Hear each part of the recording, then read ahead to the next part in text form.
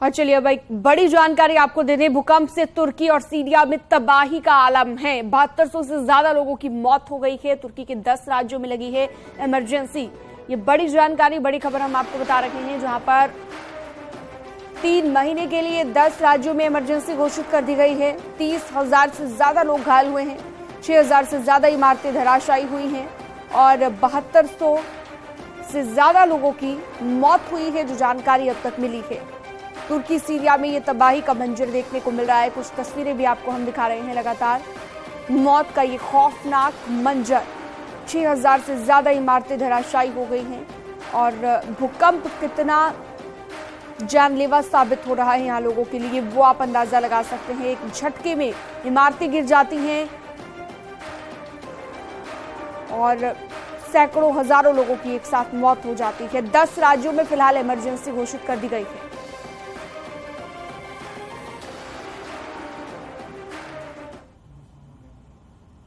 युद्ध से तबाह सीरिया और तुर्की में सोमवार की सुबह प्रलयकारी भूकंप आने से हाहाकार मचा हुआ है। भूकंप के चलते पूरा देश मलबे के ढेर में तब्दील होता हुआ नजर आ रहा है। हालात ऐसे बने हुए हैं और विनाशकारी भूकंप आए 36 घंटे बीत जाने के बाद भी इन देशों में हर तरफ चीख पुकार का मंजर है। हालांकि युद्ध स्तर पर जारी रेस्क्यू के बीच कुछ तस्वीरें ऐसी भी सामने आई जो विनाशकारी मंजर के बीच किसी करिश्मे से कम नहीं है। देखिए,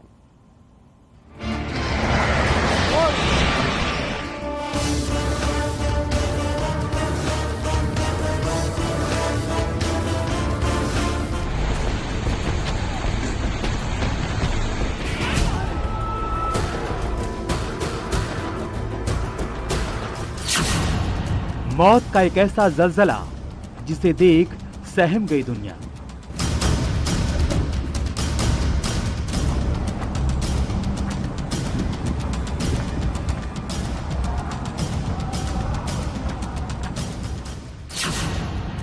मौत, मातम और आंसुओं का सैलाब, भीगी आंखों में बेबसी का बसेरा।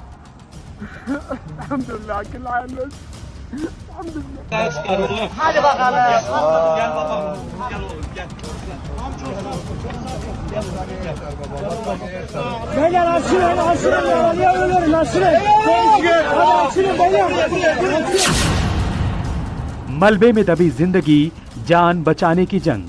सीरिया तुर्की में कभी ना भूल पाने वाला भूकंप।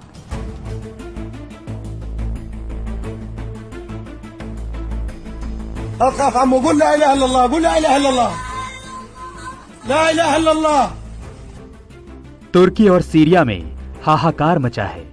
प्रलयकारी विनाशकारी भूकंप के चलते हर ओर तबाही का खौफनाक मंजर फैला है, जबकि पूरा का पूरा शहर मलबे की ढेर में तब्दील हो गया है।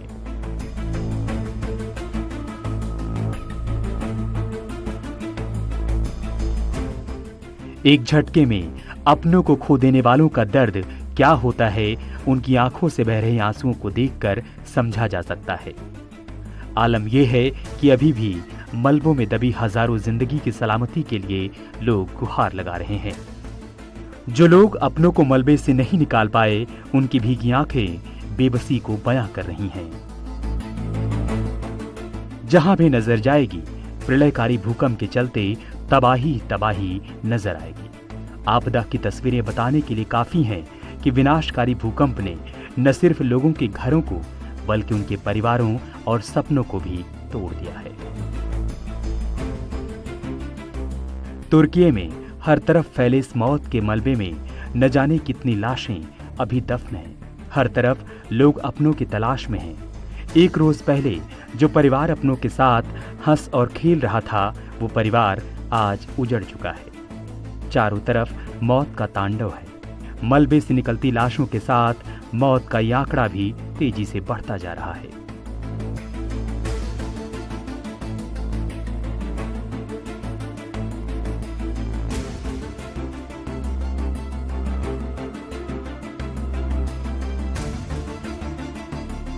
इस बीच सोशल मीडिया पर भी कई ऐसे वीडियो सामने आ रहे हैं जो दुनिया को झकझोर दे रहे हैं। इस वीडियो को देखिए। चारों तरफ चीख पुकार के बीच रेस्क्यू टीम को एक किलकारी की आवाज सुनाई पड़ी। जैसे ही नवजात की किलकारी लोगों के कानों में पहुंची, बचाव कर्मी उस ओर दौड़ पड़े। मलबे के ढेर से निकाले गए नवजात की ये तस्वीर उसके ठीक जन्म के बाद की है, जिसमें बचाव कर्मी बच्चे को सुरक्षित निकालने में कामयाब रहे। दरअसल ये तस्वीर एक जिंदगी के खत्म होने और एक नई जिंदगी के शुरू होने की निशानी है। बताया जा रहा है कि जमींदोज इमारत के नीचे दबी एक प्रेग्नेंट महिला ने किसी तरह अपने बच्चे को जन्म दिया और अपनी आखिरी निशानी दुनिया के हवाले कर जिंदगी से रुखसत हो गई। कुछ ऐसी ही कहानी इस बदनसीब इंसान की है जो अपने बच्चे के शव को सीने से लगाकर गम के आंसुओं में डूबा है। आंख से बहते आंसुओं के बीच अपनी आप बीती बता रहा है, जिसके मुताबिक इस शख्स ने मौत के इस जलजले में न सिर्फ अपने बच्चे बल्कि परिवार के 12 सदस्यों को एक झटके में खो दिया।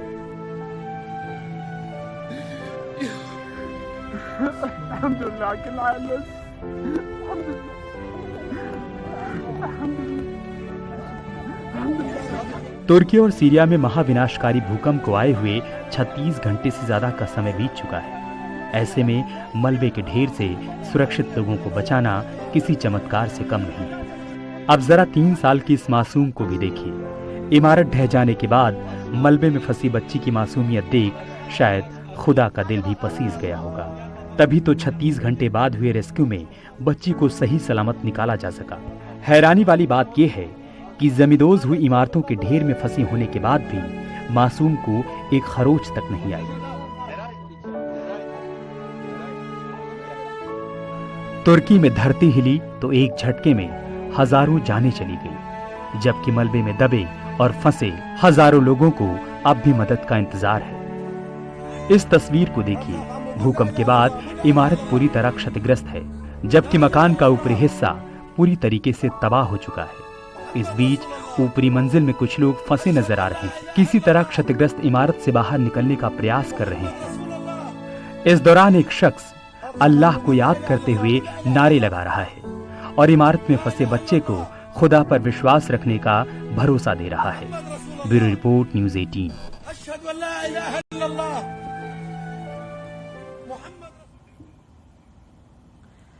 तुर्की और सीरिया में मौत के इन मलबों में कई जिंदगी अब भी दफन हैं, जिन्हें निकालने के लिए तुर्की में कई घंटों से युद्ध स्तर पर ऑपरेशन चलाया जा रहा है।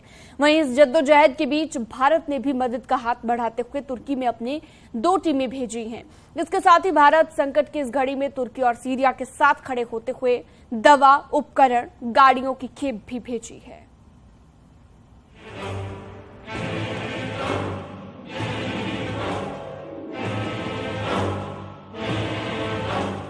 मध्य पूर्व का तुर्की एक इस्लामिक देश है। खूबसूरत घाटियों, भीड़ भाड़ वाले बाजार, मसालों की खुशबू, बेली डांसर्स और नाइट क्लब यहाँ की पहचान रही है।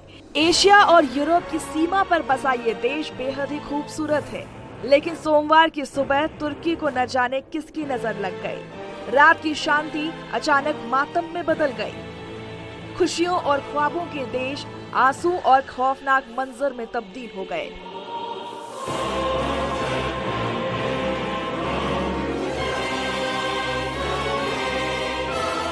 तबाही, बर्बादी, खौफनाक, हर तरफ मंजर दर्दनाक। जिधर नजर जा रही है बस यही नजारा देखने को मिल रहा है।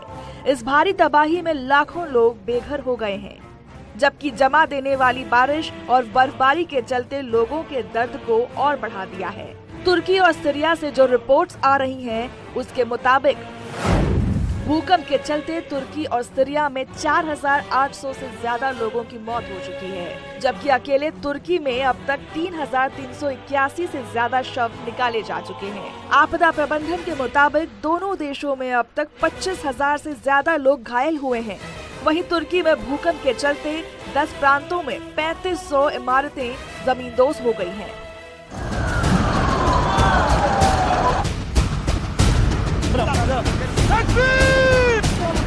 विनाशकारी भूकंप के चलते तुर्की और सीरिया में युद्ध स्तर पर रेस्क्यू ऑपरेशन चलाया जा रहा है। तुर्की की सेना, पुलिसकर्मी, स्थानीय लोग और राहत बचाव टीम मलबे में फंसे लोगों को रेस्क्यू करने में जुटी हुई है, जबकि इस मुश्किल घड़ी में दुनिया भर के देश तुर्की और सीरिया की मदद के लिए आगे आ रहे हैं। AFD के मुताबिक 65 देशों से 2600 से ज्यादा बचाव कर्मी तुर्की पहुंचे हैं। वहीं युद्ध स्तर पर चलाए जा रहे रेस्क्यू ऑपरेशन में 629 क्रेन और 360 गाड़ियों का इस्तेमाल किया जा रहा है। अब तक 3 लाख से ज्यादा कंबल और 41,000 से ज्यादा फैमिली टेंट मुहैया कराया जा चुका है। हालांकि बचाव कार्य में तेज बारिश और बर्फबारी चुनौती बनकर सामने आ रही है। इन सब के बीच WHO ने ये भी आशंका जताई है कि तुर्की और सीरिया में मरने वालों का आंकड़ा काफी ज्यादा हो सकता है।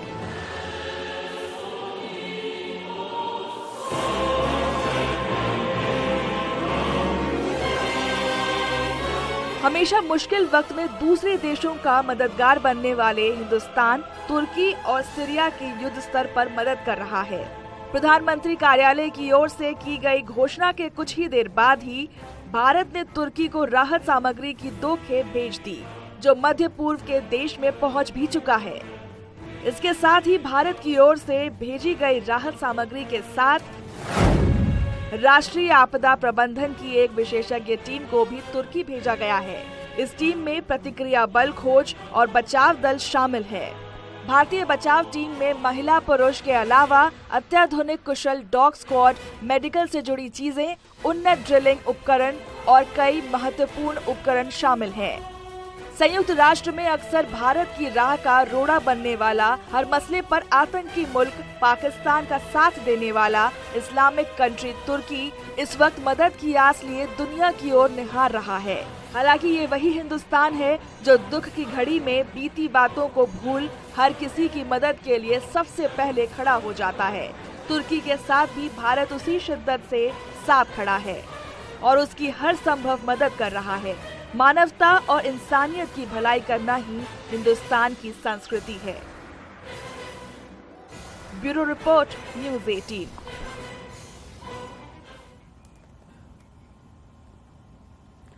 तुर्की में आए जलजले से अब डर लग रहा है। दिल्ली नोएडा के फ्लैटों में लोग कितने सेफ हैं, एक रिपोर्ट के जरिए आपको दिखाते हैं।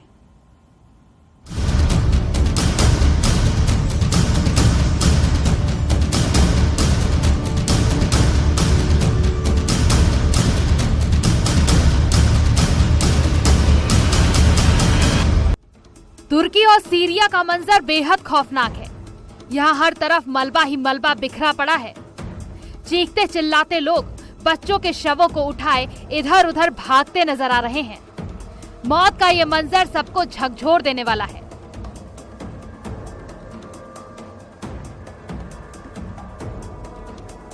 दिल दहला देने वाले इस भूकंप को देखकर दुनिया कांप उठी है। कुछ यही हाल हिंदुस्तान का भी है, जहां की ऊंची ऊंची इमारतों में रहने वाले लोग विनाशकारी तस्वीरों को देख टेंशन में आ गए हैं। तो एक बार मैं दिखाना चाहूंगी, जितनी भी हाई राइज बिल्डिंग है इनका जो स्ट्रक्चर मैपिंग है वो होना बहुत ज़्यादा ज़रूरी है और रेट्रो फिटिंग से ये पता लगाया जा सकता है कि ये कितनी मजबूत हैं, क्योंकि एक स्टडी के द्वारा ये माना गया है कि 50 सालों में जो है वो कभी भी एक ऐसा भूकंप आएगा जो काफ़ी तीव्रता का होगा, तो उसके लिए तैयारी होना बहुत ज़्यादा ज़रूरी है। और जिस तरीके से जो मंजर लगातार लोग देख रहे हैं उसके बाद लोगों के मन में जो है वो भय उठने लगा है कि जहां वो काम करते हैं वो बिल्डिंग मजबूत है या नहीं। भारत के लिए 7.8 तीव्रता से आने वाला भूकंप और भी विनाशकारी साबित हो सकता है। ऐसा इसलिए क्योंकि देश में 59% लैंड मास भूकंप से ज्यादा प्रभावित हो सकते हैं। इसे देखते हुए यहाँ 5 जोन बनाए गए हैं। भूकंप के लिहाज से नॉर्थ इंडिया का इलाका बेहद ही सेंसिटिव है। यहाँ अधिक तीव्रता के भूकंप आने की संभावना बनी रहती है। इसके साथ ही पूरा उत्तर भारत 4th जोन में आता है। दिल्ली, NCR, उत्तर प्रदेश, हरियाणा और पंजाब का ज्यादातर हिस्सा 4th जोन में आता है। अधिक जनसंख्या होने की वजह से यहाँ भूकंप के चलते ज्यादा जान जाने का खतरा है। तकरीबन 59% जो लैंडमास है वो भूकंप से प्रभावित हो सकता है। तो ऐसे में देखें तो हमारे जो जोनिंग की गई है जोन 2 to 5, तो 5 जोन नॉर्थ ईस्ट इंडिया, पूरा नॉर्थ इंडिया के इलाके, गुजरात का कच्छ का इलाका, तो इन सब में बहुत अधिक तीव्रता के भूकंप आ सकते हैं। और भूकंप ऐसी आपदा है जिसका बिल्कुल भी अनुमान नहीं लगाया जा सकता कि कितनी देर में कब आ सकता है। तो इसके लिए बहुत जरूरी है कि हम तैयार रहें। इस स्टडी के मुताबिक नॉर्थ एंगल एरिया में 50 साल के अंदर एक बहुत बड़े भूकंप आने की संभावना बनी रहती है। ऐसे में हमें अधिक तीव्रता वाले भूकंप को झेलने के लिए अधिक तैयारियों के साथ रहने की जरूरत है। और पूरा जो हमारा उत्तर भारत है ये जोन 4 में आता है, वो भी अधिक खतरे का जोन है, जिसमें ये यूपी वगैरह और इवन दिल्ली एनसीआर का पूरा इलाका। तो और यहाँ पे जो है पॉपुलेशन भी बहुत अधिक डेंसिटी पॉपुलेशन की है, इसलिए अधिक जाने का खतरा है। और सबसे बड़ी जो बात है इसमें कि बचाव का जो तरीका है सिर्फ बिल्डिंग्स को सेफ बनाना है।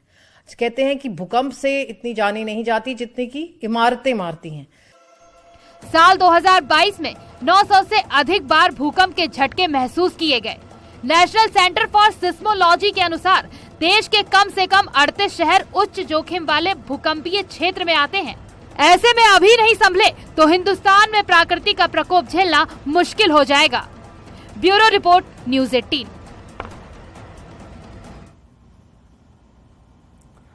न्यूज़ 18 पर खबरों का